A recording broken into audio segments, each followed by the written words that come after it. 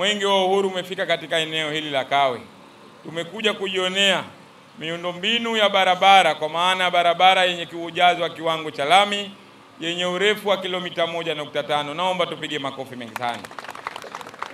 Lakini barabara hii tumeambiwa katika taarifa, na wewe Mheshimiwa mkuu wetu wa wilaya umetuambia kwamba taarifa hii imejengwa kupitia fedha za mapato ya ndani, kwa sababu leo hii Mwenge wa Uhuru unamulika ndani na nje ya mipaka yetu.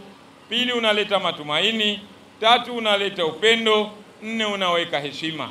Naamini leo hii wana Wakawe na viongozi tuliopo hapa, kwa kweli tumejionea matumaini juu ya ujenzi wa barabara hii, tumejionea upendo juu ya ujenzi wa barabara hii, lakini pia heshima imepatikana kwa viongozi wetu wakuu wa taifa hili juu ya ujenzi wa barabara hii. Naomba tuwapigie makofi mengi sana.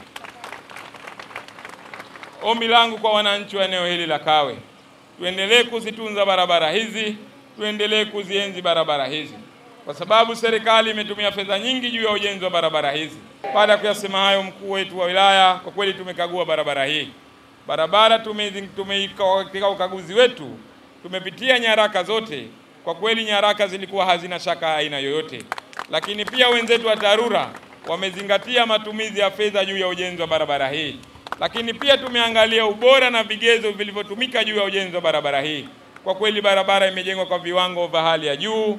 Barabara imezingatia mahitaji, imewekwa hata mifereji na mitaro kwa kweli ya aina yake.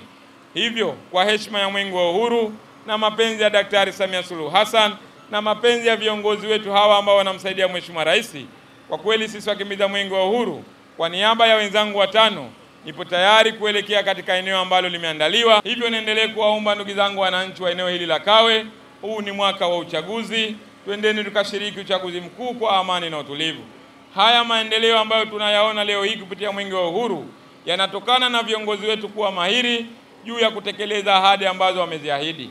Na ndiyo maana kwa sasa tuna uchaguzi mwingine kwa mujibu wa katiba yetu ya Jamhuri ya Muungano wa Tanzania ya mwaka 1977 na katiba ya Zanzibar ya mwaka 1984. Hizi zote kwa pamoja zinatuambia uchaguzi mkuu utafanyika kila baada ya miaka 5.